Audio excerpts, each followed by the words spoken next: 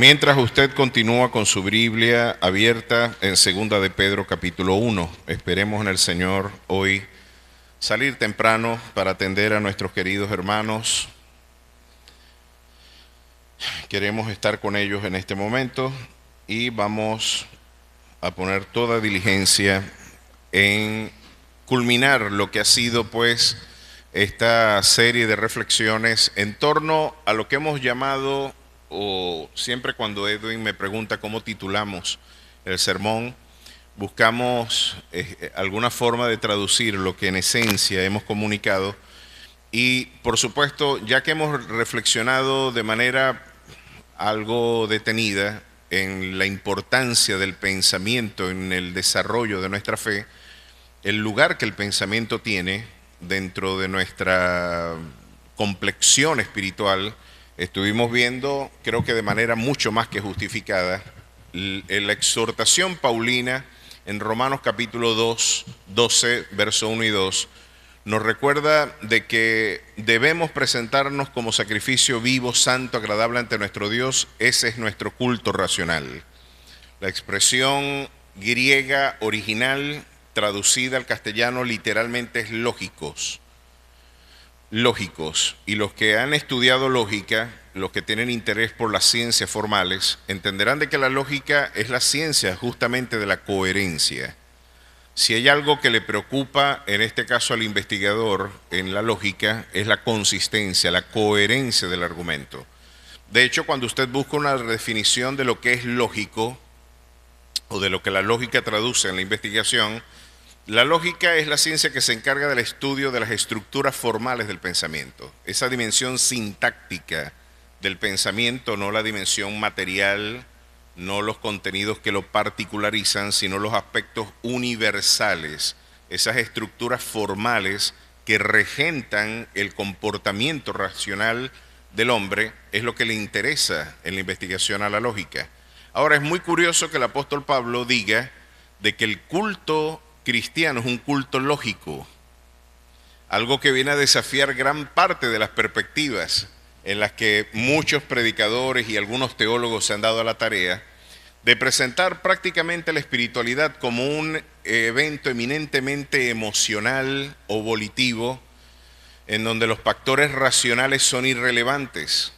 Prácticamente podríamos observar, si usted lee con detenimiento algunas exposiciones y algunas reflexiones, muchos predicadores llegarían a la conclusión de que la racionalidad es algo contrario a la fe. Y muy por el contrario de contribuir al desarrollo de la fe, la racionalidad es un factor que va en desmérito. Esto quizás por el prejuicio neopositivista, o el prejuicio que el positivismo desde el siglo XIX le impuso al pensamiento occidental. Siempre se identificó lo lógico con lo científico y siempre se identificó lo científico con lo ateo. Y creo que es una equivalencia por demás superficial y que por supuesto lesiona la interpretación misma de lo que es la racionalidad y la cientificidad misma. La ciencia bien entendida y la fe bien entendida nunca serán enemigas. La fe bien entendida nos diría que el Dios del átomo es el Dios de la Biblia. El Dios del átomo es el Dios de la Biblia. Eso es fundamental entenderlo. Tenemos un Dios que diseñó el universo con una racionalidad maravillosa. Ahora, nos encontramos ante un precepto muy interesante y Pablo insiste en llamar lógico al culto de la espiritualidad cristiana y insiste en que el aspecto a tratar en nuestra transformación espiritual es la renovación de nuestro entendimiento. Tenemos que renovarnos en nuestro entendimiento. Es un precepto paulino. ¿Qué traduce renovarnos en nuestro entendimiento? Aquí Pablo está diciéndonos algo muy importante. Importa mucho lo que tú piensas. Importa mucho el conjunto de valoraciones, de interpretaciones de la realidad, cómo tú interpretas la vida, cuáles son los valores que te permiten interpretar la dimensión ética de la conducta humana, la dimensión teológica de la vida, porque la teología hay que devolverle el lugar que tiene en nuestros púlpitos. Creo que tiene toda la razón John MacArthur y tiene toda la razón R.C. Sproul y tiene toda la razón nuestros queridos hermanos Suheil Michelén y nuestro querido hermano Miguel Núñez, al recordarnos de que los pastores tenemos que enseñarle teología a la iglesia. Yo creo que es tiempo de desafiar ese prejuicio neocarismático que puso en tanto descrédito a la investigación teológica. La única interpretación o justificación que yo tengo para que muchos de nuestros expositores hablen mal de la teología es porque muchos de ellos lo hacían desde el resentimiento y desde la inseguridad. El temor a que jóvenes tuvieran mayores competencias académicas que el propio expositor, o que las palabras del pastor no fueran evaluadas desde una perspectiva rigurosa, académica, desde una aproximación exegética, siempre ha sido el temor de los caudillos que deforman el Evangelio. Han tenido muchísimo temor en ser evaluados, han tenido muchísimo temor en ser ponderados a la luz de las Escrituras, porque lo que más teme un sistema totalitario es a la verdad. Y los totalitarismos religiosos desprecian la verdad porque lo que hay que respaldar en última instancia es el interés institucional, no la verdad pristina del Evangelio. Los aspectos administrativos, cuando se anteponen a los aspectos teológicos, son una firme evidencia de la degeneración institucional de nuestras iglesias. Yo creo que la iglesia tiene que conocer teología, tiene que saber, y teología no es una mala palabra, es el estudio de Dios. Decía R.C. Sproul que quizás ese es el gran problema. Usted bríndeme un diagnóstico de cuál es el problema de la iglesia contemporánea. A lo que R.C. Sproul dijo, el gran problema de la iglesia de hoy es que la iglesia no conoce quién es Dios. Tenemos un problema teológico serio, porque se han elaborado una fantasía neocarismática de lo que se supone debe ser Dios, de lo que yo supongo sentimentalmente que debe ser Dios, de que Dios no puede ser un Dios de ira, porque Dios es solamente amor. Ayer cuando estábamos, y los muchachos, yo quedé asombrado, estábamos repartiendo los tratados, y los muchachos cuando yo los veo guindados con los testigos de Jehová, y yo digo, no, yo voy a reforzar allá la cosa, me voy para el otro lado. Y me pongo a caminar con ellos, viendo lo que ellos están hablando, como yo me puse como el que quería ver sin que lo vieran. Estaba como Zaqueo montado en el sicomoro. Yo quiero ver sin que me vean. Pero entonces cuando el muchacho ya empezó, yo dije, no, tengo que fijar posición, porque ya están violentando el núcleo de nuestra fe y tengo que fijar posición con él. Me correspondió decirle, bueno, uno de los grandes problemas que el movimiento que usted representa tiene es que ustedes no tienen claro quién es Dios. Para ustedes Jesús es un ser creado al que se le ha conferido atributos sobrenaturales. Pero yo tengo una dificultad teológica con esa definición de Jesucristo. Porque usted no le puede atribuir a una criatura los atributos incomunicables de la naturaleza divina. Eternidad, omnipotencia, omnipresencia y omnisapiencia. No podemos, y las únicas versiones bíblicas que tuercen la evidencia exegética de la divinidad de Jesús es la que ustedes representan con la traducción del Nuevo Mundo. A lo que él me responde y me dice, bueno, mi amigo, si usted va a empezar a predicar el evangelio criticando a otras organizaciones, yo tengo que decirle que usted ya empezó mal. Y yo le digo, usted le acaba de decir a los jóvenes, porque lo venía escuchando, de que Jesús es el mejor ejemplo de lo que es ser dirigido por el Espíritu Santo. Usted le acaba de decir a los muchachos que Jesús debería ser la principal modelo, como así lo creemos también nosotros, de fe y de conducta de nuestra fe. Nosotros creemos que Jesús es el modelo a seguir. ¿Quién puede negarlo? Y usted acaba de decir que Él es el mejor modelo de ser lleno del Espíritu Santo. Pues Jesús criticó duramente, yo creo que incluso desde nuestras perspectivas políticamente incorrectas, Jesús fue políticamente incorrecto al ser tan lacerante, al lesionar a la religión institucional de su tiempo. No hay un más crítico religioso, más agudo que Jesús. Porque quizás yo tendría el valor de confrontar un movimiento sectario, pero yo considero incluso desproporcionado tener que llamarlo generación de víboras o hipócritas, o cuando entro a su templo voltearles la mesa. Eso lo hizo el Señor al que yo predico, y Él sí es políticamente correcto. Importa mucho lo que usted piensa de quién es Dios. Claro que Dios voltea mesas. Claro que Dios llama hipócritas a los que tuercen el evangelio. A los que dicen que cuelan el mosquito, son rigurosos con los demás, pero se tragan el camello en su vida privada. Jesús decía, ustedes le ponen cargas pesadísimas a la gente que ni siquiera con un dedo ustedes quieren llevar. Importa mucho, y Pablo nos explica por qué. Porque si tenemos una concepción clara de quién es Dios y nos renovamos en nuestro entendimiento, vamos a poder comprobar que la voluntad de Dios es agradable y es perfecta. Podríamos leer al revés, no entendemos a Dios y consideramos que su voluntad no es agradable y no es perfecta porque no nos hemos renovado en nuestro entendimiento. Puede ver la importancia de lo que pensamos. Y aquí tenemos no solamente las implicaciones de esta afirmación son formidables. ¿Por qué? Porque no es solamente lo que usted piensa de Dios. ¿Qué piensa usted de usted mismo? ¿Qué piensa usted del mundo al que usted predica? ¿Qué piensa usted del entorno social que Dios le ha puesto como desafío misionero? ¿Cuáles son las estrategias de interacción que usted tendrá para poder comunicar la verdad del Evangelio a un mundo tan diverso en términos de valores al que nosotros representamos?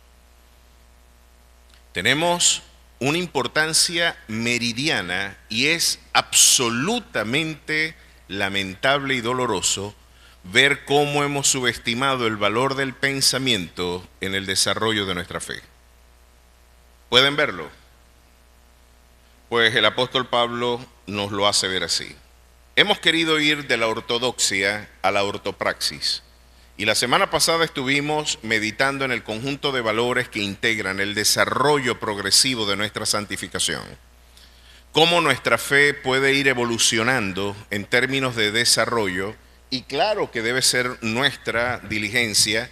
Les decía yo hace 2 o 3 semanas atrás que una gran controversia se ha suscitado sobre todo en el seno de la espiritualidad augustiniana y por supuesto luego arminiana y calvinista.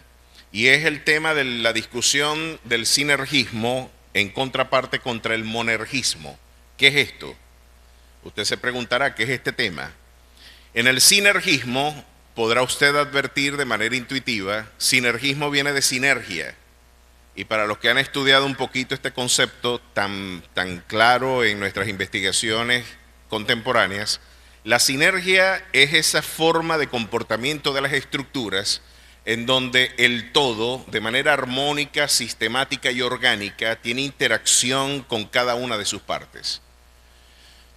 La sinergia habla de un conjunto orgánico y dinámico en donde cada una de las partes están integradas en el funcionamiento de la estructura del todo. El monergismo diría, no todo hace falta que participe, solamente hace falta un elemento dentro de la estructura para que todo lo demás funcione. Desde una perspectiva sinergista, si lo llevamos a la espiritualidad, lo que está diciendo es que no solamente Dios tiene que trabajar, sino que yo también debo trabajar en mis asuntos. Desde un punto de vista monergista, diría, yo no tengo que hacer nada, Dios lo hace todo. Y hay una larga controversia histórica sobre este tema, y por demás interesante, y ustedes ya podrán advertir cuál es mi conclusión. En términos de salvación, yo no puedo agregar nada a lo que ya Jesús hizo. Ya yo fui salvo por la obra perfecta de Jesús. Soy salvo por fe y no por obras, para que nadie se gloríe, decía el apóstol Pablo. Por gracia sois salvos.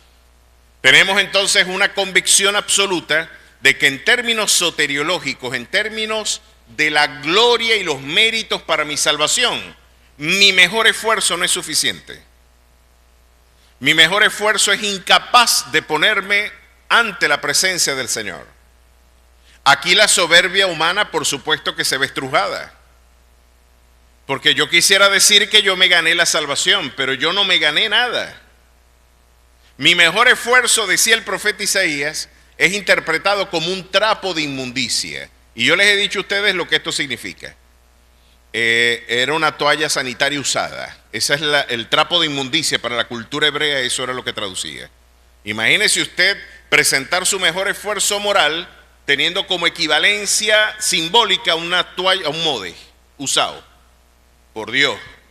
Es decir, es asqueroso nada más pensar hasta dónde mi estéril esfuerzo moral puede llegar. Lo que está diciendo el Señor entonces es que tu mejor esfuerzo no va a poder suplir mis demandas de justicia. Yo los voy a suplir todos. Y tú por la fe te apropias de esa justicia y hoy puedes participar de esta herencia en gloria.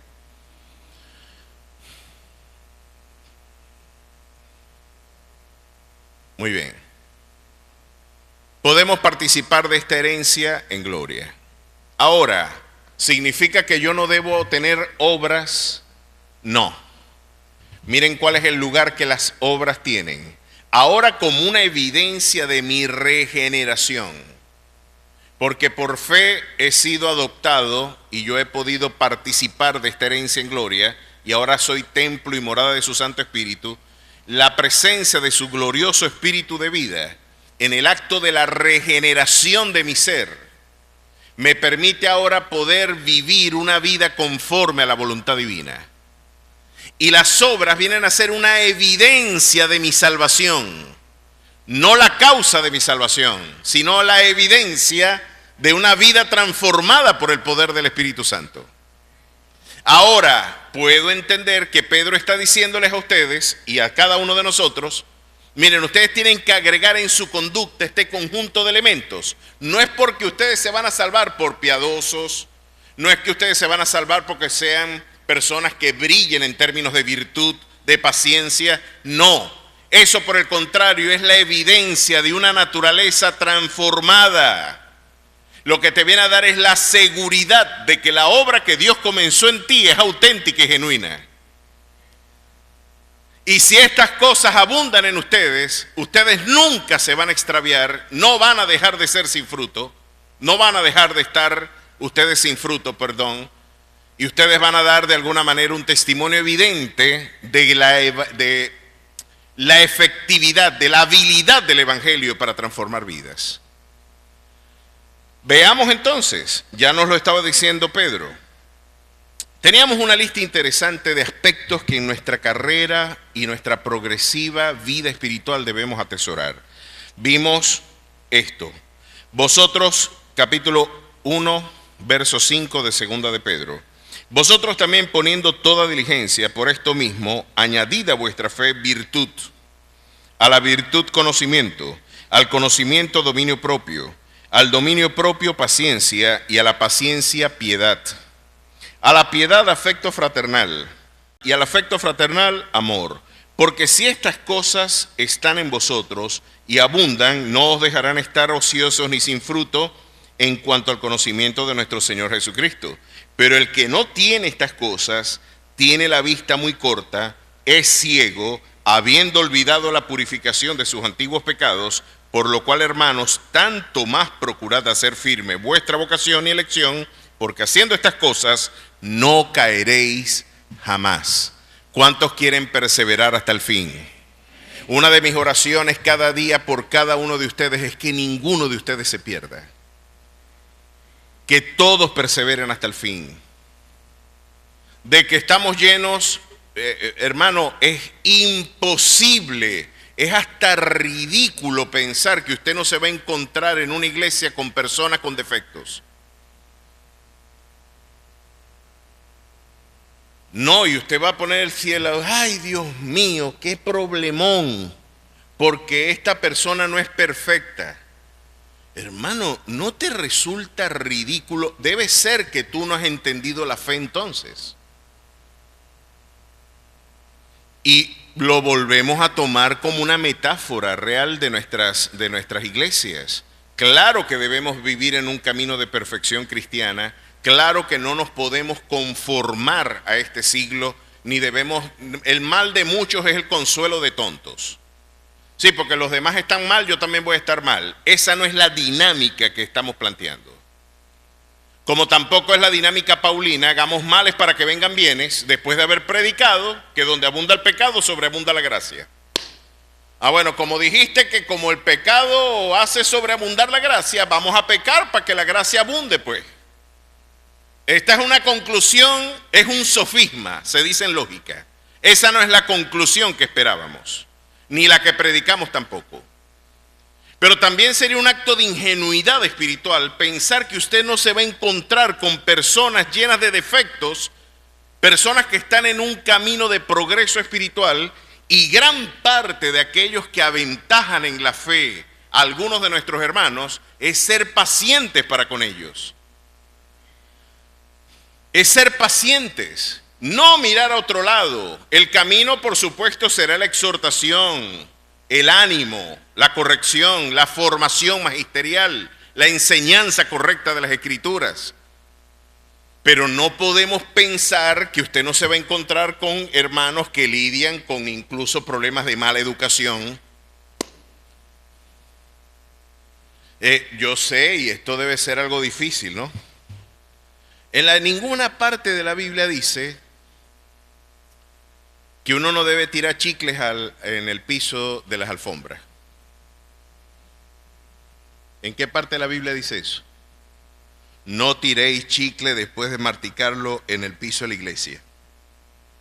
Eso lo dice en algún lugar, Jorge capítulo 4 verso 5. Nada más será que lo dice. Pues aquí hemos conseguido chicles en las sillas, en el piso y en distintos lugares. Y uno dirá, qué pecadón, qué gente tan mala. No. Hay gente que inadvertidamente no ha tenido formación ni siquiera en sus hogares. Hay temas que son de educación, mi hermano. Y aún eso la iglesia tiene que suplirlo. Es un camino arduo, es un camino difícil y que amerita paciencia, que amerita amor, mucha tolerancia y por supuesto sobrellegando, y como diría el apóstol, soportaos los unos a los otros. Hay que hasta soportar algunas cosas que se suponen que son de buena educación, pero estas son cosas que se van desarrollando en la fe y nuestros hermanos y cada uno de nosotros, porque quién sabe qué malas educaciones tendré yo que inadvertidamente también sin saberlo habré hecho daño a alguna gente. Fíjense, a mí me ha pasado algunas cosas por despistado que son para contarlas. Una vez el bajista de esta iglesia, además de ser mi hermano, es uno de mis grandes amigos, Simón. Simón antes nos dejó aquí un hueco que pasaba un camión por acá cuando se nos fue Simón. Y yo siempre, pues, él me acompañaba hasta hacer ejercicios, somos muy grandes amigos. Lo cierto es que Simón me dice, pastor, me dice un amigo mío, ¿qué pastor tan pretencioso tenés vos? Y yo le dije, ¿y por qué dijo eso el cabezón? Me dejó como el indio Manaure, con la mano estirada y no me dio la mano. Y yo, ¿en dónde estaba el cabezón que yo no lo vi? Saliendo de Subway. Y yo echando cabeza, ¿qué libro me estaría yo leyendo que andaba con la mente pensando en la página de un texto que a lo mejor me estaba metabolizando y masticando, que le pasé por un lado y no lo vi? Y él lo interpretó como un gesto de descortesía terrible, me dejó con la mano estirada. ¿Y yo por qué no lo voy a querer saludar? Entonces después cuando me lo conseguí le di un apretón y un abrazo, muchacho, hermano querido, discúlpame. el despiste y discúlpame, pero con todo ánimo, con cuánta alegría te quiero saludar y encontrarme contigo, chico. A lo mejor ni siquiera es mala educación, a lo mejor su hermano está preocupado porque tiene una deuda y no sabe de dónde pagarla. Pensemos lo mejor, no lo peor, como un ejercicio para poder soportar las omisiones que incluso pueden presentarse en nuestro camino.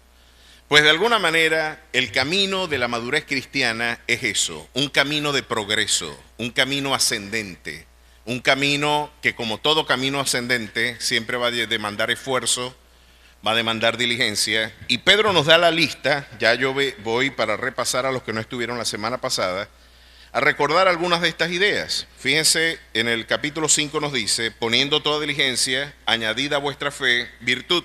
Habíamos visto que la fe como certeza y convicción es por supuesto el punto inicial. Partimos desde la fe, creemos en Cristo Jesús y hemos hecho una confesión de su señorío y de su resurrección como fundamento de nuestra esperanza. Si tu boca confesare que Jesús es el Señor y si en tu corazón tú crees que Dios le levantó de entre los muertos, tú serás salvo. Pero no nos podemos quedar en el camino solamente con esa confesión salvadora. Tenemos que dar pasos para el crecimiento de nuestro carácter, de la ortodoxia a la ortopraxis, del pensar de manera rigurosa y correcta a una vida de conducta también correcta que pueda llevar gloria y alabanza a nuestro Dios. Que nuestra conducta sea un reflejo de la obra del Espíritu Santo en nuestras vidas. Has creído ya y es un don mismo la fe. Porque el que usted crea, mis queridos hermanos, miren, no se sorprenda cuando el incrédulo no puede creer. Dele gloria a Dios que usted pudo creer. Porque usted cree por un acto de gracia también. Yo voy a decir, es que yo soy tan inteligente, brillante y lo que es evidente para mí no es evidente para este impío, chico. Que Cristo es en vosotros la esperanza de gloria. Él no puede ver lo que yo sí veo. Yo no tendría tanta seguridad en esa jactancia. Si no fuera por el toque sobrenatural en el que Él quitó el velo de mis ojos y yo pueda ver, porque claro que es evidente que Jesús es el Señor. Claro que es evidente la existencia de un Dios que da sostenimiento al universo, hasta los científicos. El ateísmo la está pasando muy mal ahorita. Hay que ser, es más, los ateos se han disociado ya de la ciencia y han tomado caminos ideológicos para poder seguir respaldando esa estupidez. Claro que se hace más que evidente la existencia de nuestro Dios y la necesidad de redención que tenemos. Pero yo no estaría tan seguro de jactarme porque, mi querido hermano, yo lo puedo ver claramente, es por un acto de gracia que el Espíritu Santo, por algún motivo de su amor que yo desconozco, quitó el velo que impedía que yo pudiese ver lo que es más que evidente.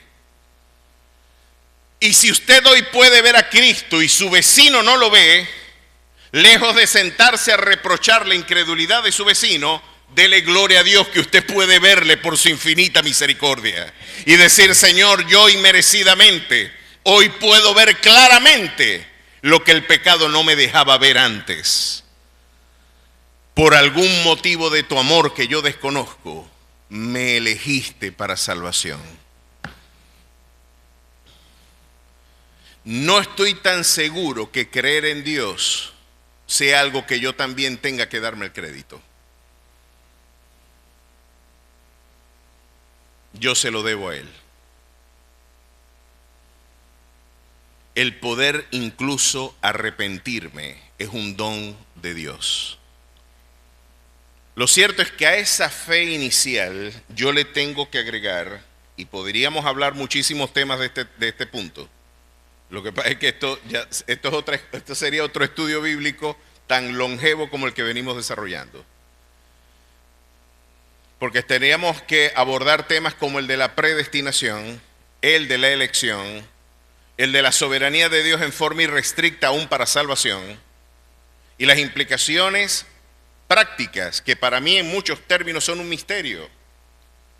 terminamos viendo cómo nuestra libertad en última instancia, lo que nosotros llamamos libertad en última instancia, en realidad es un acto porque hasta lo que yo deseo se lo debo a Él. ¿Sabe por qué? Porque el querer como el hacer se lo debo a Jesús. ¿Por qué tú quieres lo que quieres?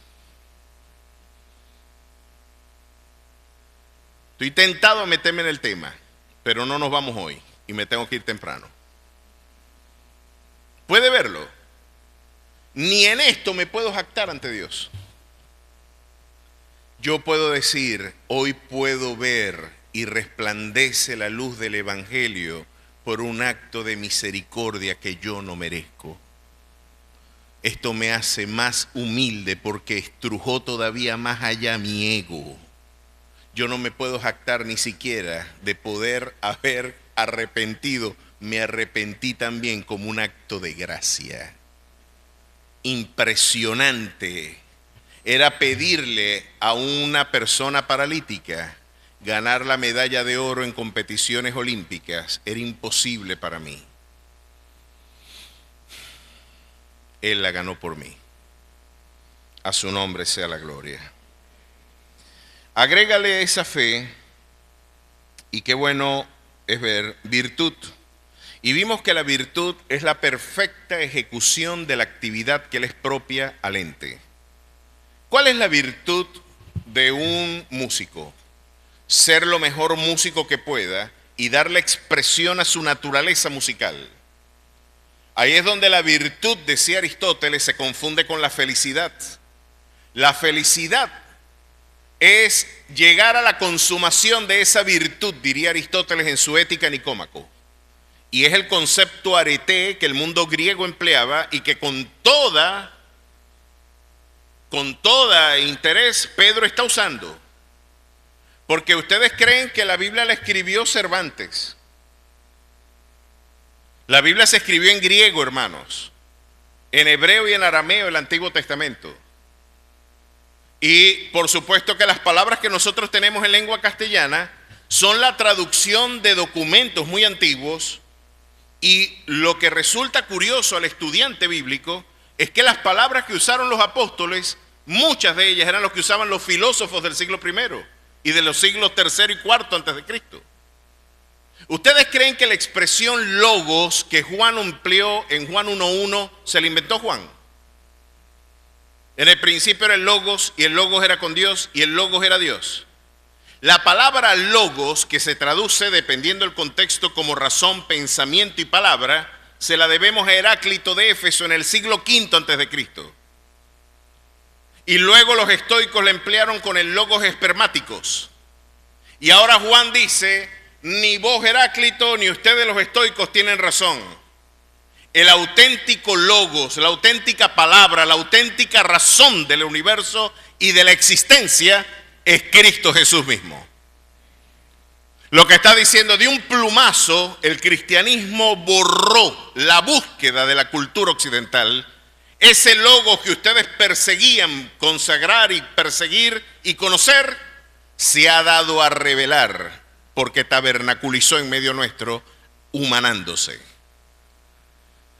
Esa palabra era griega, y la palabra virtud que Pedro está usando acá, que por cierto ha llevado a algunos a decir de que no, tenemos una Biblia contaminada, dicen los judaizantes. Porque esa Biblia que ustedes tienen, dicen los judaizantes, está llena de expresiones filosóficas del mundo antiguo. Primero, dicen el argumento de ellos, Pedro era un pescador humilde, analfabeto. Él no tenía tiempo para leerse la literatura clásica y para usar esas palabrotas en una epístola. Ese no es el vocabulario de un pescador. Segundo, lo más probable es que esta Biblia esté manipulada por intereses de poder, y ellos dicen que fue el monte de los Olimpos, la cultura helénica, que penetró a través del esfuerzo del catolicismo romano, después del edicto de Milán y de que Constantino instituyera el cristianismo como religión oficial del Estado. Tenemos una visión disociada que los auténticos documentos no fueron escritos en griego, sino en hebreo. ¿Dónde están esos libros? La primera pregunta que hay que hacerle a la comunidad judaizante que le van a llegar a sus casas, porque este movimiento desde que el cristianismo se fundó sigue desafiando a la iglesia hasta el día de hoy, le van a decir que la Biblia no fue escrita en griego sino en hebreo. ¿Dónde están esos autógrafos? Porque tenemos más de 5.800 documentos que lo niegan. Y esos 5.800 documentos que permiten lo que conocemos como el texto mayoritario, el Textus Receptus, vienen a decirnos de que sí, Pedro escribió en griego. Y los documentos más antiguos que disponemos se redactaron en esa lengua, en donde se usaron estas palabrotas técnicas que siguen incomodando hasta el día de hoy a muchos lectores. Sí, Pedro empleó la misma expresión que la ética griega empleaba para hablar de la virtud, pero la resemantiza, le da un sentido más profundo. Es la misma palabra, pero con un contenido semántico mucho más rico. No es la virtud aristotélica, porque por tus propios medios tú no podrás conseguir la virtud. Aristóteles le habrá dicho a Nicómaco: la felicidad de un flautista será la perfecta ejecución de la flauta. Cuando ejecutes bien la flauta, vas a ser feliz. Pero entonces el común diría: pero yo no tuve quien me enseñara a tocar flauta. Yo tengo que trabajar y no puedo estudiar. No tengo quien se ocupe de mis cosas y no tengo forma de cultivar la virtud. Y el Señor viene y le dice: es que esa es tarea mía cuando tú te abandonas en dependencia ante mí. Mientras que Aristóteles te está enseñando a vivir una vida de virtud donde la gloria es la autonomía moral, yo quiero decirte que a tu fe tú le puedes agregar virtud cuando dependes del autor suficiente de tu vida. Cuando tú te llenas de su presencia. Cuando tú permites que Él sea el todo de tu vida, Él va a sacar de tu naturaleza redimida aquello que va a dar esplendor a tu carácter. A su nombre sea la gloria. ¿Qué le parece a usted eso? Es una virtud que ahora reposa no en nuestra habilidad, sino en el poder de Dios para darle esplendor a la obra que Él mismo inició. Pero tenemos que agregarle a la fe esa virtud. Tenemos que llenarnos de esa capacidad para brindar esplendor a través de una vida de consagración. Vamos a ver qué otro aspecto tenemos que agregar. A la virtud conocimiento. Decíamos la semana pasada la importancia que el conocimiento tiene en el crecimiento de nuestra fe. Es muy lamentable también cómo se ha puesto en descrédito, y creo que somos, si usted lo ve con detenimiento, yo no sé cuántas veces estuve yo una vez que estuve en Brújula Internacional, les comenté yo, una de las muchas ocasiones que Dios me permitió estar allí, y en un chat de pastores donde a mí me habían invitado y yo formaba parte, un pastor se le ocurre, están felicitando por la participación y estuvimos allí, y dice un pastor: es bueno que un pastor sepa de economía, filosofía, sociología y de todas esas cosas. Y un pastor viene y responde y dice: no, eso es carnal, eso es pecado.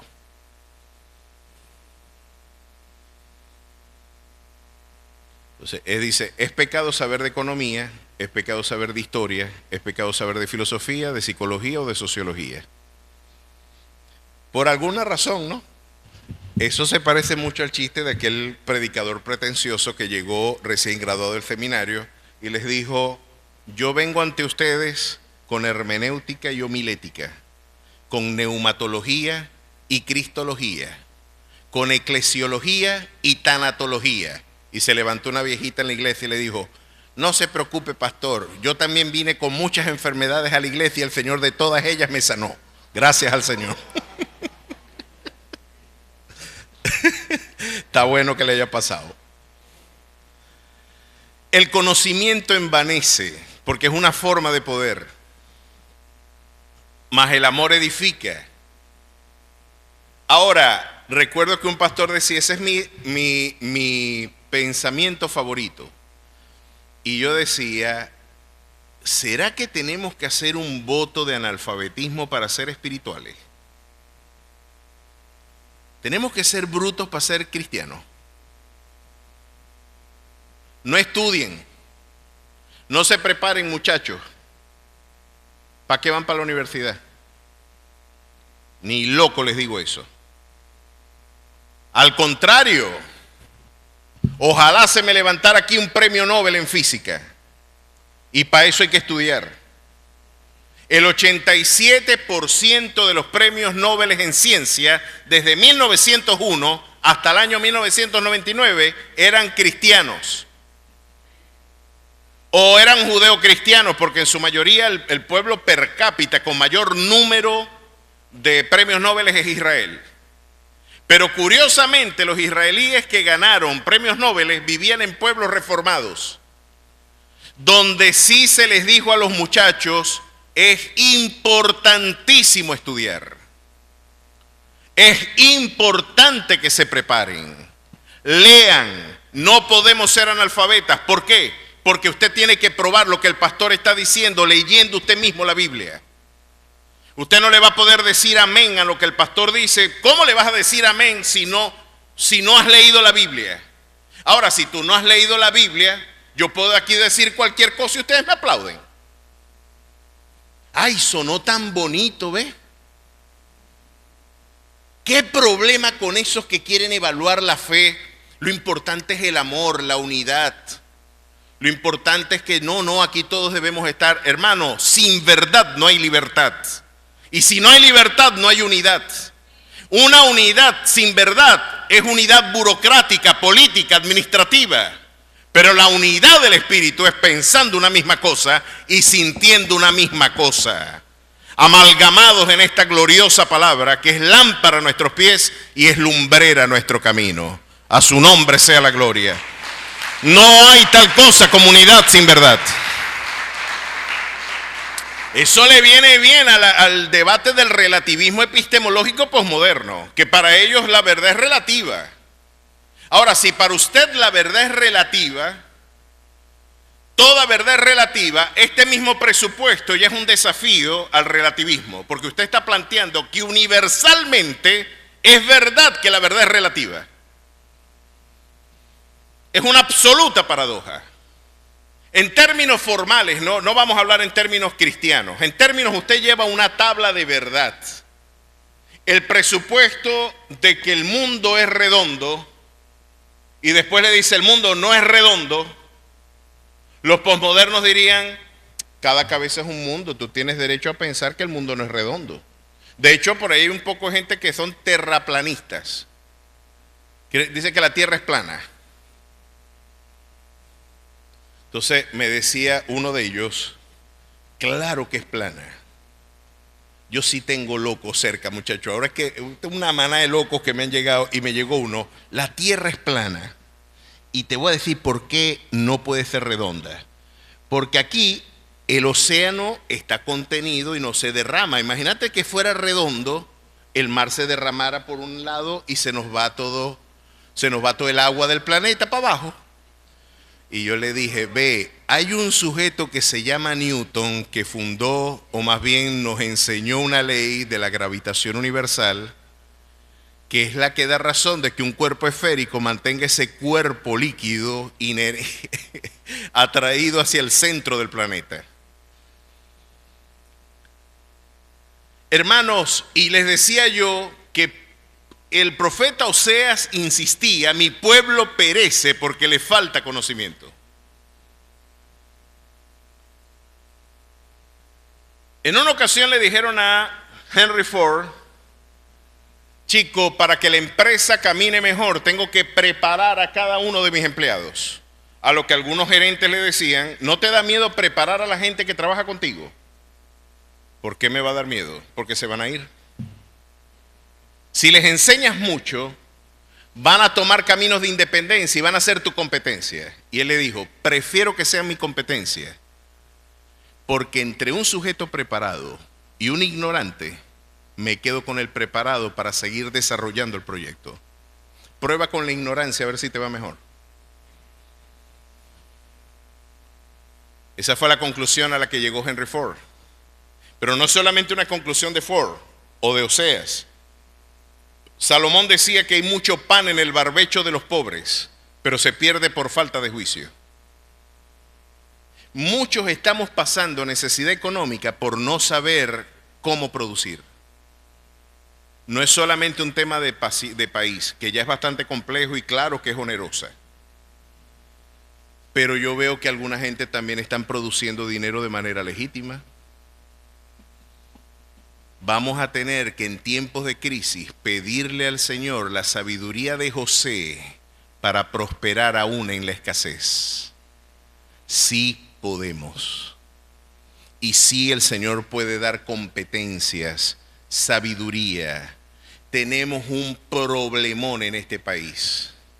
Las últimas valoraciones que se hicieron en términos de destreza y competencia de lectoescritura, el 70% de los estudiantes universitarios no sabían interpretar lo que leían.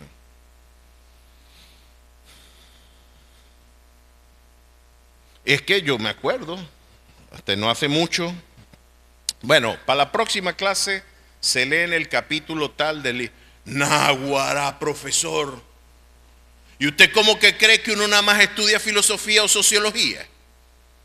Naguará, vea estas 3 hojas. ¿Quién se va a leer estas 3 hojas?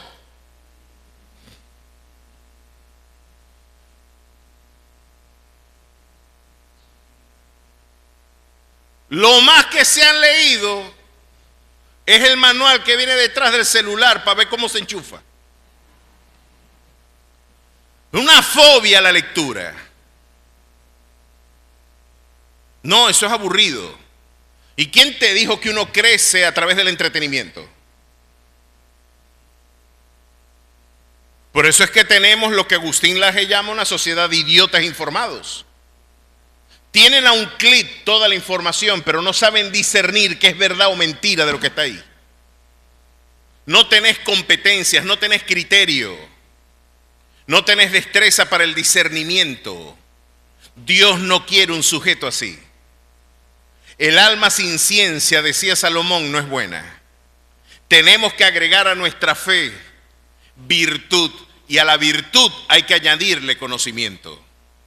Qué bueno es tener gente con deseos de conocer. Ahora, si me quedo en el conocimiento mismo, muchos resienten del conocimiento, diría, en este caso Pablo Alberto Deiros, ¿por qué los intelectuales nos dan cierto aire de tufillo? Porque se consideran una élite. Y tenemos sociológicamente en Latinoamérica una cultura antielitesca por nuestros resentimientos sociales. Decía Uslar Pietri que tenemos una comunidad de mediocres que tiene muchos cómplices. Y la virtud es interpretada como algo sospechoso. Ese sí sabe. Y si él sabe, es un peligro para la estructura de poder. Porque la única manera que yo conozco para ascender de cargo es hablando mal de la gente y metiéndole la espinilla a otro para que se caiga. En cambio, este no tiene que hablar mal de nadie, este sabe. Hay que borrarlo del mapa. Esa comunidad de delatores tiene una razón histórica y sociológica. Se resiente del conocimiento porque es peligroso para las estructuras de poder. Porque de por sí el conocimiento es poder. Ahora el Señor dice, tienes que agregarle a tu fe virtud, a la virtud conocimiento, pero no te quedes allí. Porque el conocimiento solo te va a hacer engreído. Te va a dar cierta aura de pretencioso alemán. Recuerdo que náguara, los alemanes son pesados. Y ojalá me disculpan, he conocido muy poco, pero la mayoría te miran con desprecio. Un aire de... ¿Pero es por qué? Porque es el pueblo más culto de Europa. En el siglo XIX era el pueblo de mayor esplendor cultural y por eso el nazismo surge como un proyecto de reivindicación nacional frente al atropello y el dolor que vivieron ante la pérdida de la Primera Guerra Mundial y la carga onerosa que le cargó la comunidad internacional después de perder la guerra. Llegaron al punto de decir, Fichte llegó a decir que el yo absoluto, Dios, es alemán. Friedrich Nietzsche, el superhombre, es alemán. El saber solo, sin virtud y sin piedad, te puede volver soberbio. Te puede, no solamente a los individuos, a las sociedades mismas. Ahora, ¿voy a hacer un voto de analfabetismo para ser espiritual? No. Cultiva el conocimiento, pero sigue el camino del progreso de la fe. Y esto es lo que tienes que agregar al conocimiento para que no venga a ser un acto de jactancia o de altivez. Al conocimiento, dominio propio. El encrateo, los filósofos lo llamaban también autarquía, pero el encrateo es la expresión que emplea Pedro para definir dominio propio. El gobierno propio de mis pasiones y mis apetencias. Fíjense qué extraordinario sujeto el Señor está construyendo. Un hombre de fe, un hombre de virtud, un hombre de conocimiento y un hombre de dominio propio. Usted puede ver la descripción, que ustedes lo puedan describir así, ¿no? Él es un tipo de fe, pero al mismo tiempo es un hombre virtuoso, es un hombre con conocimiento, es un hombre con dominio propio de su carácter. Y qué importancia es, porque como decía Salomón, el que sabe gobernar su carácter tiene mayor esplendor que el que conquista una ciudad. Los estoicos decían que el que sabe guardar silencio es considerado por sabio, pero el que sabe guardar silencio, aun cuando tiene la razón, es casi una divinidad. ¿Se imaginan eso? Jesús ante Pilato. El soberbio de Pilato le pregunta, ¿qué es la verdad? Y la tenía frente a él. Y Jesús guardó silencio. Ahí estaba Dios gobernando y dando un testimonio, nuestro Dios humanado, de lo que es el dominio propio. Miren, aquí es donde muchos podemos perder el examen. Porque hay situaciones en la vida que te invitan a bajarte de la cruz, en donde usted dice, la verdad es que lo que provoca es enrollarse en el cuello, muchacho. ¿Saben que una vez mi pastor, a quien honro cada vez que puedo, nos contó en una ocasión la importancia del dominio propio? Y él me dice, nos contó, mi abuela cocinaba espectacular. Oye, un chivo. Ustedes quieren tenerme en su casa, hagan un chivo. El pastor de alguna manera va a buscar una forma de estar allá. Mi abuela hacía un chivo, siendo de Urumaco, espectacular el chivo, se parece mucho al que hace la hermana Lourdes, muy bueno también.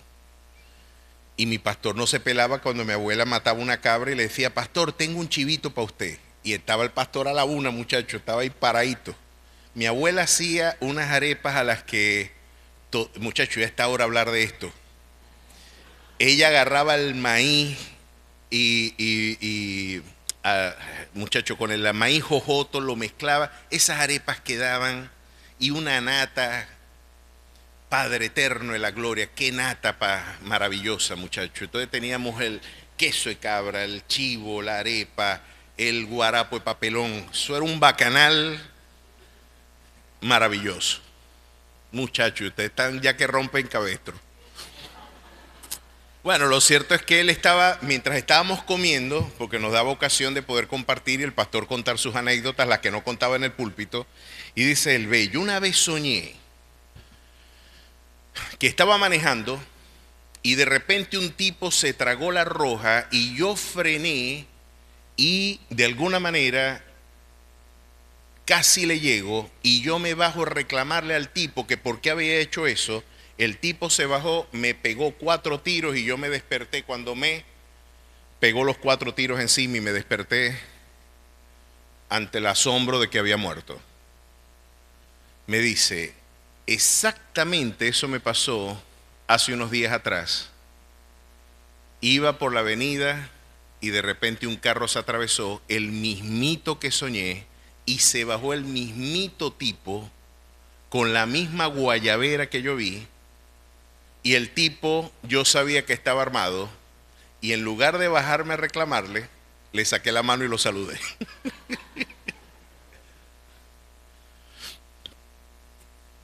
Qué interesante es ver lo que puede suceder en un acto de impulsividad.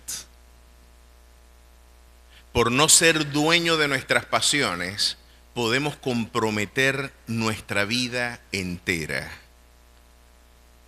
Acabo de ver con muchísimo dolor un joven que estuvo casi 30 años cuadrapléjico, porque jugando básquetbol, el árbitro no le pitó la falta ofensiva al equipo contrario, sino que se la pitaron como falta defensiva, y él se molestó tanto que vino y agarró y se golpeó con la misma frente, golpeó como un acto de autoagresión, se golpeó él mismo con el poste del aro de básquet, se golpeó la cabeza, ¡pa!, y cayó inmediatamente postrado, cuadrapléjico. Por no tener dominio propio. Escuché con mucho dolor el testimonio de un joven que se guardó en integridad sexual toda su vida porque creció en el Evangelio.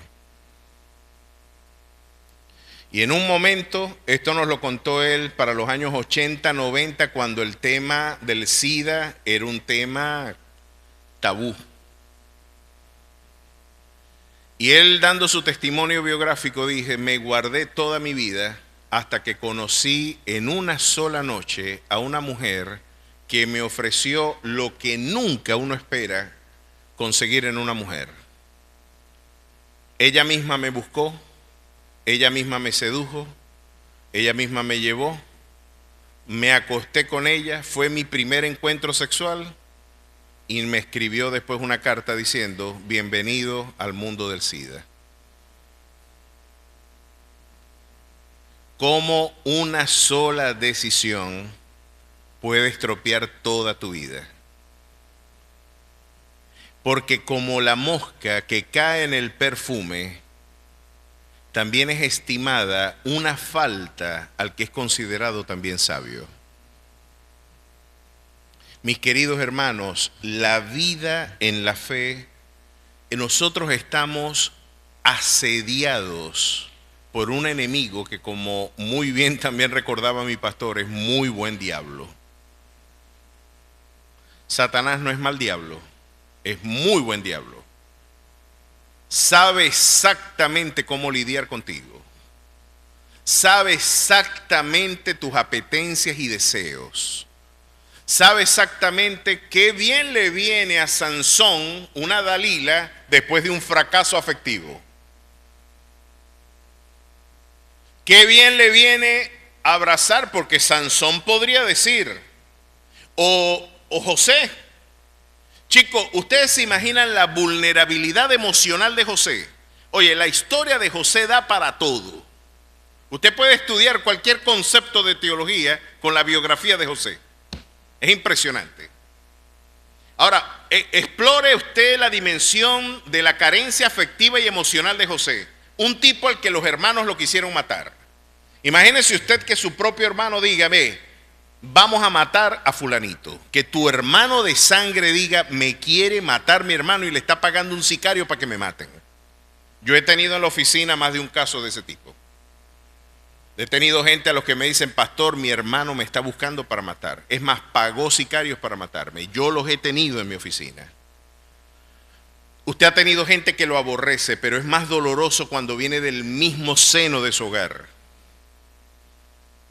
Usted se imagina José diciendo: no es uno, todos me aborrecen. No es solamente mi hermano querido, no, todos no me pueden hablar pacíficamente. Me aborrecen, me desprecian. Es más, no me mataron porque les gustan los cobres.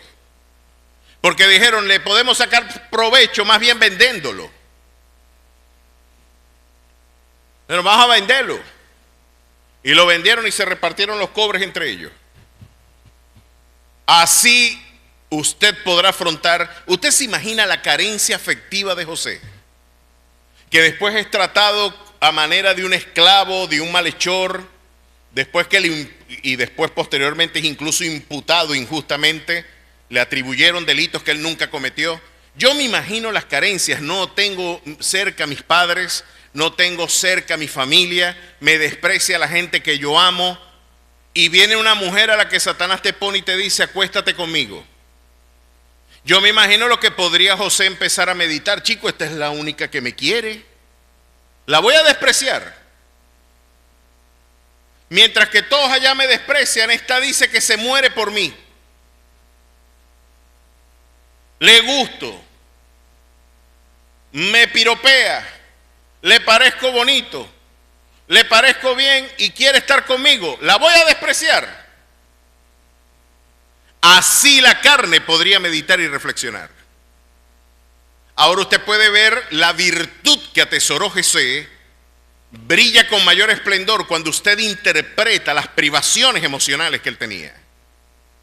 Oye, a pesar del desprecio, a pesar de donde tú vienes, a pesar de la austeridad de tu proceso, te negaste a recibir un abrazo cálido de una mujer desesperada por ti. Eso es dominio propio, es encrateo. Es que ya yo no vivo yo, sino que vive Cristo en mí. Y lo que vivo en la carne, lo vivo en la fe del Hijo de Dios, el cual me amó y se entregó a sí mismo por mí. Puede usted ver, Naguará, con razón, un hombre de esa estatura despierta. Usted puede imaginar el hombre descrito en segunda de Pedro 1:5. Un tipazo. Ese es el tipo por el que las muchachas deberían estar orando. Claro, le diga: ¿está Sofía por aquí? No está Sofía aquí. O cualquiera de las muchachas. No, porque ustedes saben que de adolescente ustedes se enamoran es de lo que ven. No entiendo qué ven. Un tipo con los pantalones aquí. Entonces, él es bello, papi. Qué bello va a ser ese calembe, chico. Uno tiene los pantalones por aquí. ¿Y qué hace usted? Nada. ¿Y qué estudia? Tampoco estudia. ¿Y en qué trabajo vas a trabajar? Yo soy TikToker o YouTuber y TikToker y hacer unas boberías, Está bien. De alguna manera yo creo que las mujeres tienen que ser un poquito más ambiciosas y empezar a enamorarse de hombres con mayor esplendor y virtud, ¿no? Estos calembes al lado de José, hay mujeres que optarían por el TikToker. Es que él es bello. Pero no tiene fe, no tiene virtud, no tiene conocimiento, no tiene dominio propio. Y esa curva afectiva va a descender y vas a echar de menos la virtud que despreciaste. Y lo mismo tengo que decirle a los caballeros. Hay unas mujeres que son una bola de candela, compadre, que no hay ni que arrimarse. Y que usted dice: ¿y usted qué hace mirando? No hay nada que buscar allí. En esto dio una entrevista, el tipo dice: ¿con cuántos hombres has estado tú? Y la tipa dice: he estado con 596. 596, Dios mío. ¿Y cuándo esperas llegar a los 600? Yo creo que la próxima semana. Espera estar con 4 hombres en menos de 5 días. Entonces, el hombre, ¿cuáles son las alternativas que yo tengo de no abrazar este proyecto de virtud antropológica? Este proyecto ético es el que yo atesoro y el que yo predico. Pero ¿cuáles son las alternativas de yo no suscribir esta perspectiva? Digamos, el pastor está muy antiguo. Ahora tengo que refutarte diciendo que esta palabra no es ni antigua ni es moderna, es eterna. Es muy diferente, es eterna.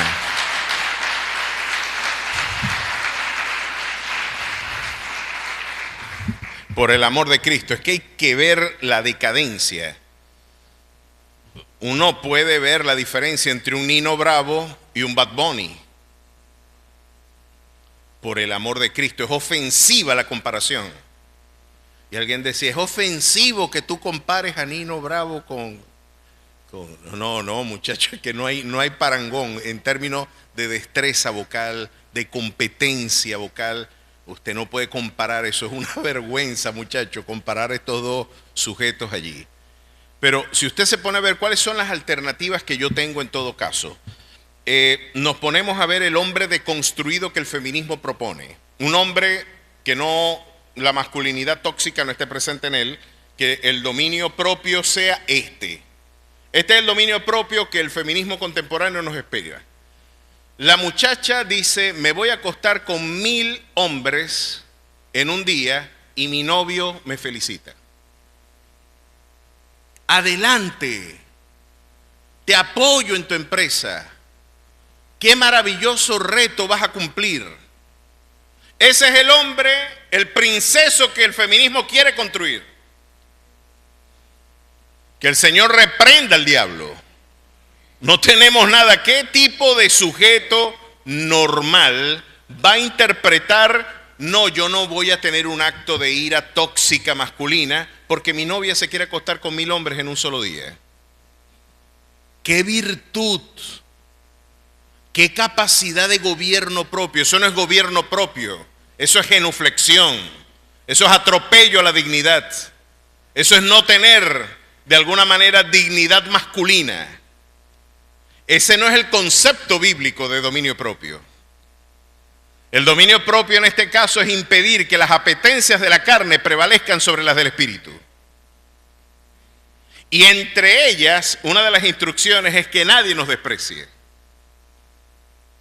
Tenemos entonces una concepción de hombre fundamental para el desarrollo de la virtud cristiana. No podemos tener un auténtico cristiano que no gobierne sus pasiones. Por otra parte, tiene que añadir al dominio propio paciencia. ¿Y cómo se añade paciencia, pastor? Acompáñenme un momentito a Santiago y ahí usted va a ver cuál es el camino de alguna forma que propone el Señor. Santiago capítulo 1, verso 2. Ahora nos estamos encontrando que el camino de la virtud y del carácter cristiano, para poder forjarlo, vamos a tener que forjarlo en el contexto de la austeridad, del desafío, del dolor. Vamos a tener que acrisolar el carácter muy lejos de la propuesta que tiene el Kingdom Now, de predicarnos un evangelio en donde la pobreza, la escasez. El mayor problema de la iglesia no es ser pobre, mi querido hermano. El mayor problema de la iglesia no es vivir en el tercer mundo o no tener una casa o no tener un carro. El mayor problema del mundo es el pecado que nos va a llevar a la condenación. Y que en ese camino de redención el Señor puede enriquecernos o que alguno de nosotros padezca persecución por razones providenciales. No niega la participación del amor divino. Miren cuál es el camino que el Señor propone para forjar carácter en la fe. Capítulo 1, verso 2. Hermanos míos, tened por sumo gozo cuando os halléis en diversas pruebas, sabiendo que la prueba de vuestra fe produce paciencia.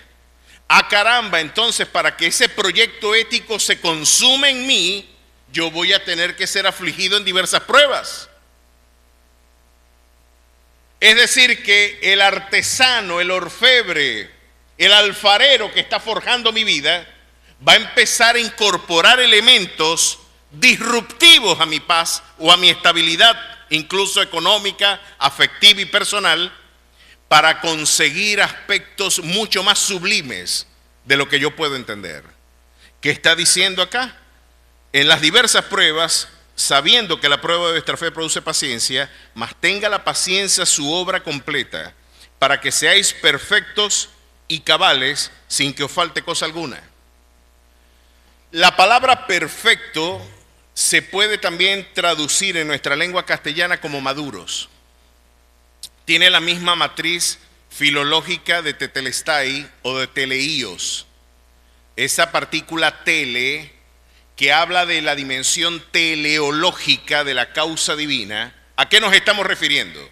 El Señor no solamente promueve causas, sino que también persigue fines. Hay objetivos que Él se traza. Hay finalidades que consumar. Hay metas que cruzar. Y el Señor dice, el contexto para poder cruzar esa meta va a ser la aflicción. La única manera que tú podrás forjar un carácter auténticamente paciente es a través de la participación de aflicciones. Mis queridos hermanos, y qué bien le viene al carácter cristiano ser humillado, porque las aflicciones demuestran nuestra impotencia.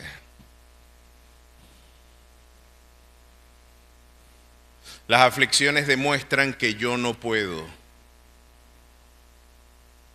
Las aflicciones vienen a poner bien clarito que lejos de Él yo no voy a poder vencer. Mis queridos hermanos, cuando el cristiano es afligido, no van a llegar de una por una. Siempre llegan como batallones. Llegan como en el tiempo de Job. Te están diciendo que te robaron los camellos, cuando otro te dice que te robaron el resto de los animales, cuando otros te dicen que mataron a tus hijos o se murieron tus hijos. Y llegan como batallones, y no bastando con ese batallón, Satanás insistiendo en decir, él va a ceder y no va a honrar su fe, porque tú le vas a quitar ahora su salud y él no va a dar gloria a tu nombre.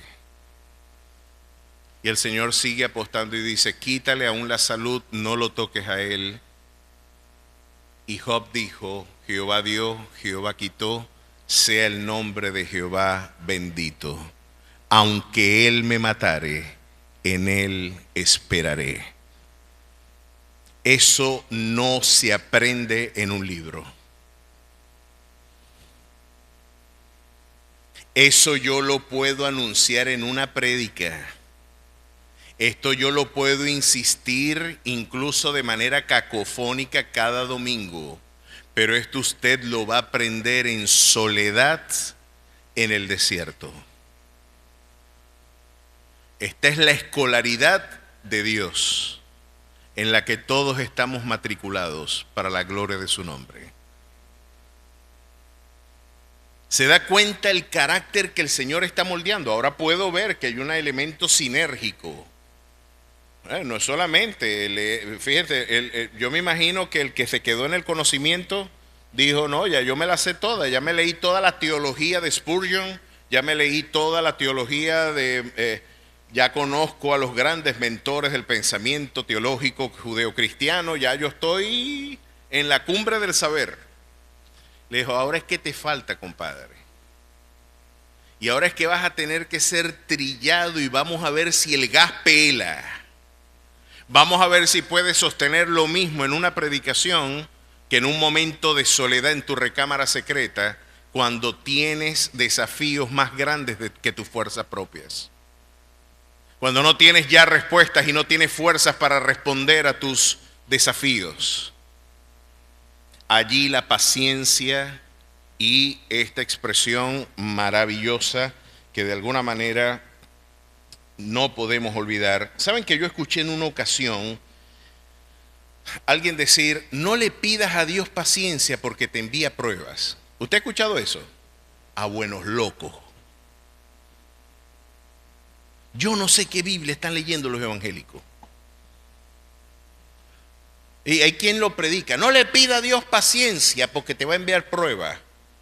Y el Señor diría, bueno, ¿y qué clase de cobardes somos? La prueba, claro que es dolorosa, pero es absolutamente necesaria.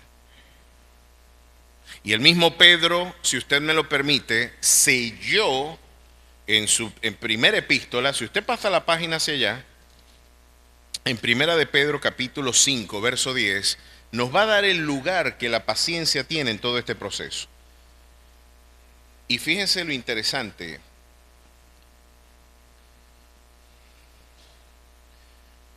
Capítulo 5, verso 10. Mas el Dios de toda gracia, que nos llamó a su gloria eterna en Jesucristo, después. ¿Qué le parece ese adverbio de tiempo allí? El después.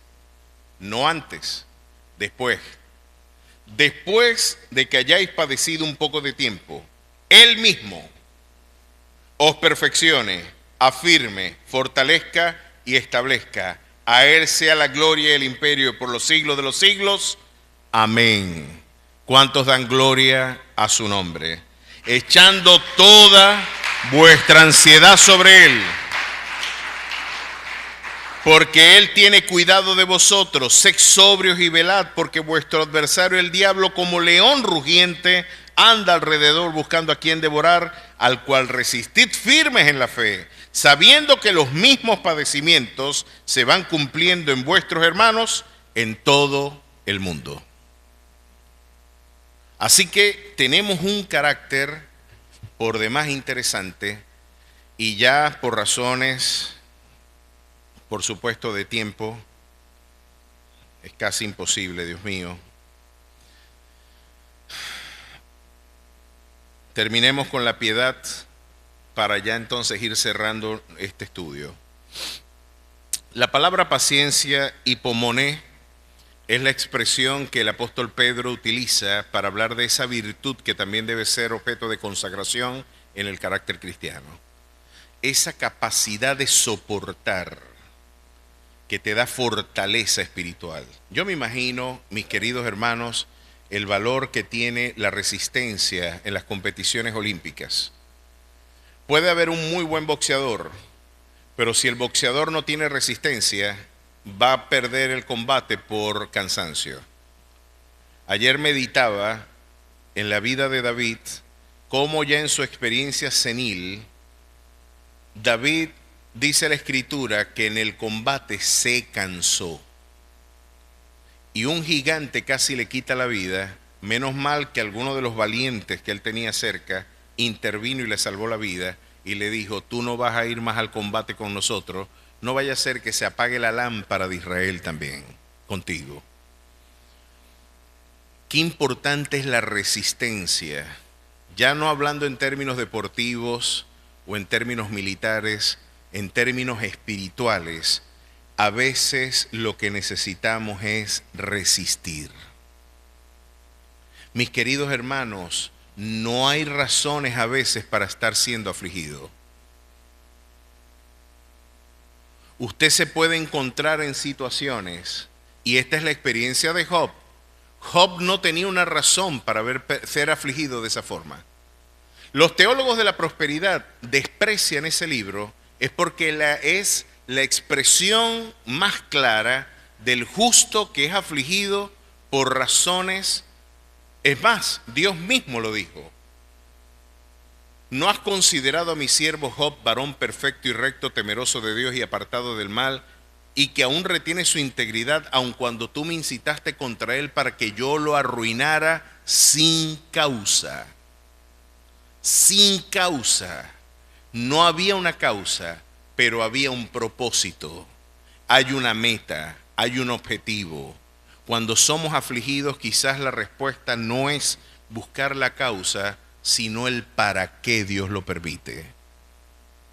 Ahora, lo interesante es, no hay una causa para que me esté pasando eso, pero usted va a tener la necesidad de resistir y decir: un día a la vez, Señor. Yo no soporto más el peso de esta prueba. No soporto más el asedio de tantos enemigos. Son demasiados frentes que cubrir, son demasiadas, abruma mis fuerzas y mis competencias, pero de alguna manera tú me darás la resistencia. Y ahí es donde viene la afirmación paulina: no nos cansemos pues de hacer el bien, porque a su tiempo segaremos, si no desmayamos. La orden divina es esta: no desmayes. Sigue adelante. Sigue haciendo lo correcto. Porque en este momento de nuestra vida espiritual, quizás lo que Satanás esté invitando es que tú ya te cansaste de ser bueno. Y dijiste, no me está dando mucho fruto ser bueno. Ya está bueno de ser piadoso. Y aquí es donde viene el siguiente paso. Eusebia, piedad. La aflicción nos hace piadosos también. Porque cuando usted, mi querido hermano, se encuentra, quizás uno de los grandes desafíos, y voy a hablar ahora desde mi experiencia personal.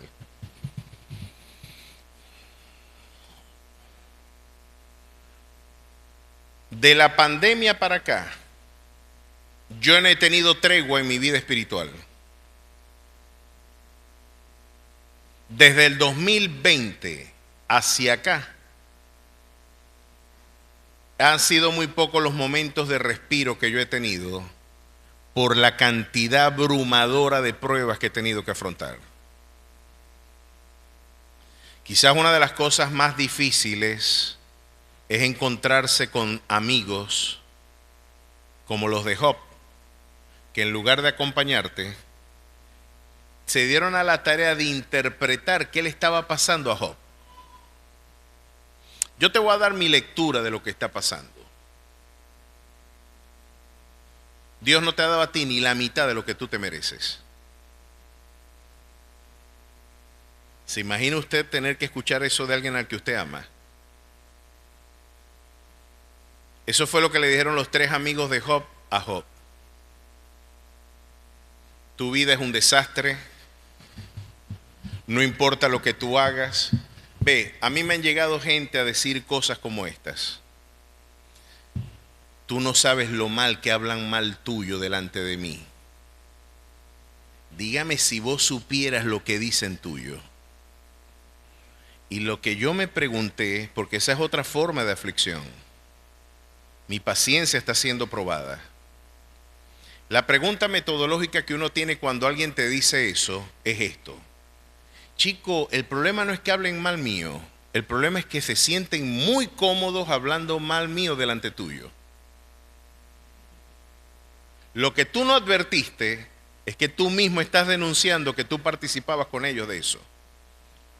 No tienes lo mal que habla alguna gente que te abraza y después critica tu ministerio. Uno tiene una alternativa. ¿Qué hacer cuando tu mejor esfuerzo no es suficiente? Cuando tú nunca vas a suplir las demandas y las expectativas de la gente, porque es imposible. Es más, hay gente apostando por tu fracaso.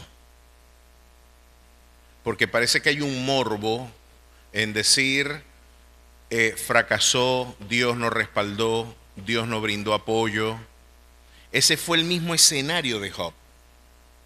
Sus mejores amigos diciéndole, señalándole y encontrándose en una especie muy estéril. Chico, abandona la fe. ¿Qué me propones tú si yo soy tan malo como tú dices que soy? ¿Abandonar el ministerio? ¿Dejar a mi familia?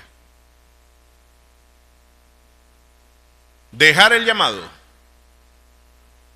No, no hagas eso. Entonces, ¿para qué me cargas con falsas culpas? ¿Cuál es la única salida que usted tiene? Porque el otro camino sería desgastarte tratando de decir que no es verdad lo que dijeron. O no, eso no es así. Que hubo una campaña incluso de descrédito contra mi esposa en el seno mismo de la iglesia. Ponerme yo a decir que mi esposa no es lo que otros dijeron que es, o yo encerrarme en la recámara secreta, porque es imposible silenciar las voces detractoras, imposible. o llenar mi corazón de resentimiento ante las mismas personas que te abrazan al llegar. Son las mismas voces detractoras que descalifican a tu familia y tu ministerio. Tengo dos alternativas: o me encierro en el resentimiento y en el abandono, o me encierro en la eusebia de la piedad y hacer lo que dijo el salmista: guarda silencio ante Jehová y espera en Él, y Él hará. Él exhibirá tu justicia como la luz y tu derecho como el mediodía. ¿Será que la piedad es esa ostentación de estarle diciendo a la gente: yo oro 6 horas diarias y leo la Biblia otras 6 más? Yo soy muy espiritual. Nadie es como yo. Yo ayuno 8 veces a la semana. Oro 9 horas y estudio la Biblia 10. Hermano, como decía Spurgeon, el buen perfume no se le va diciendo a la gente que lo tiene.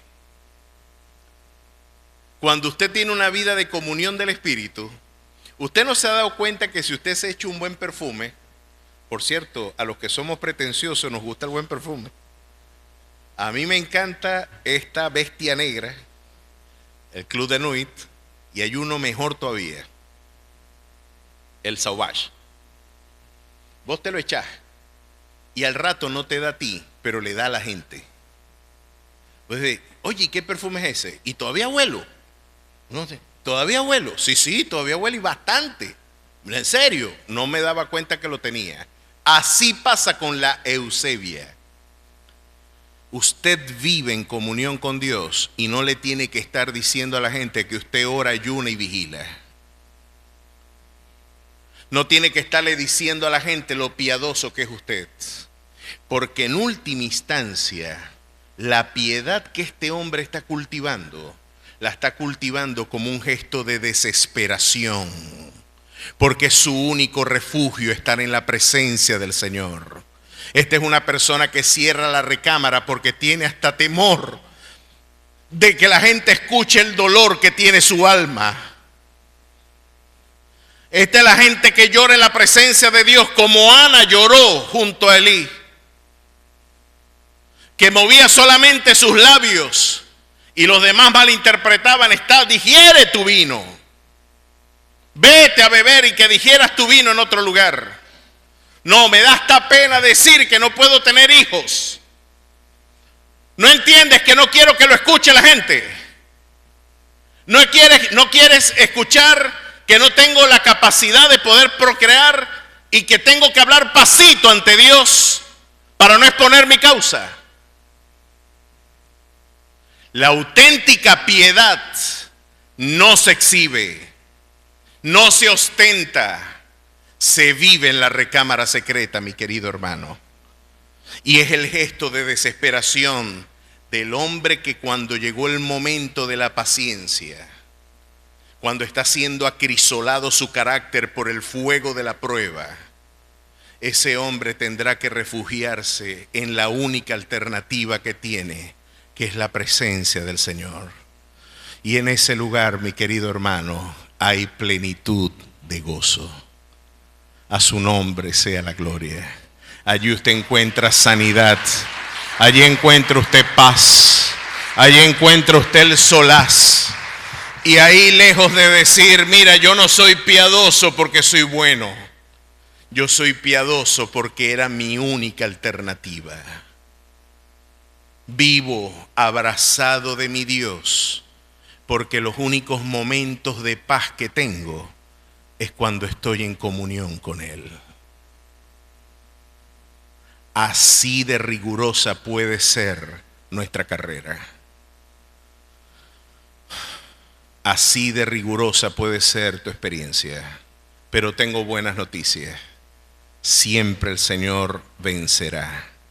Y siempre, como Él mismo prometió, te hará más que vencedor por medio de aquel que te amó. Le agregaste a la paciencia ahora la piedad de la dependencia, de una vida de oración, de consagración, de búsqueda, la necesaria, terapéutica y única respuesta que tu alma podrá encontrar: refugiarte en su presencia. ¿Cuántos quieren refugiarse en ella? ¿Cuántos quieren vivir en esa intimidad profunda? ¿Cuántos quieren hablar pasito con Él? Quizás tienes temor de que escuchen tu dolor. Quizás tienes temor porque hoy es el tiempo de la paciencia y la piedad no es una alternativa, es tu único camino.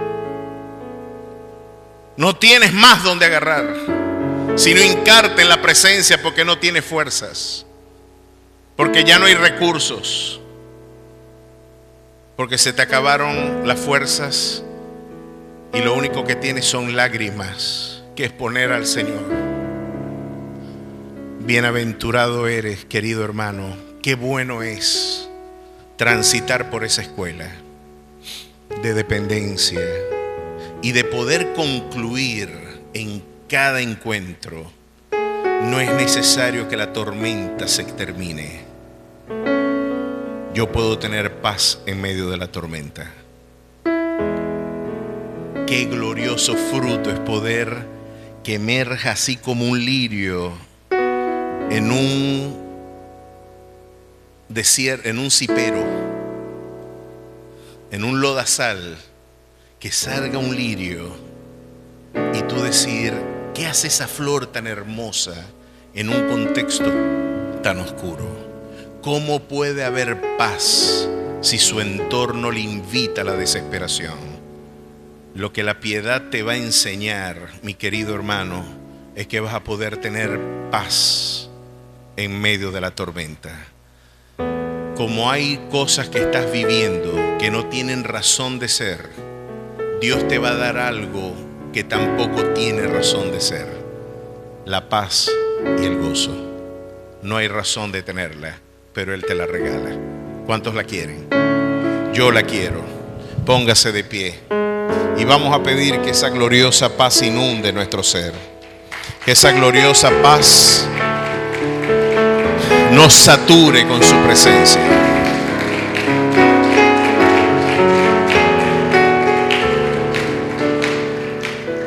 A su nombre sea la gloria. Levante sus manos al cielo y dígale al Señor: aquí estoy, Señor. El camino de la perfección cristiana, alguien puede anticiparlo como un camino doloroso y difícil, y no se equivocan. Pero la garantía gloriosa es que vamos a llegar al culmen de la estatura, de la medida del varón perfecto. Queremos parecernos a ti, Jesús. Necesitamos parecernos a ti, Señor. La única manera de vencer es siendo como tú. Ayúdanos, llénanos, satúranos con tu presencia. Espíritu Santo amigo, llénanos. Llénanos con tu dulce presencia. Unge nuestros labios. Transforma nuestra mente. Permite que nuestras vidas puedan llevar fruto agradable, apacible de justicia. Y que nuestras vidas de hoy, maravilloso, más allá de lo que nuestros ojos revelan, nuestros ojos espirituales puedan estar solamente viendo el resplandor de tu gloria. Ayúdanos, oh Dios. Solo caminaremos sobre las aguas si ponemos nuestra mirada fija en el Maestro. Ayúdanos a caminar por encima de la mediocridad y de la tempestad para poder llevar fruto y gloria ante tu nombre. Quédate en nuestras vidas, llénanos con tu presencia. En tu nombre damos gracias, Jesús. Amén y amén. Brinda el mejor de sus aplausos al Dios que nos da victoria. Vamos a despedirnos con mucha alegría y con mucho gozo.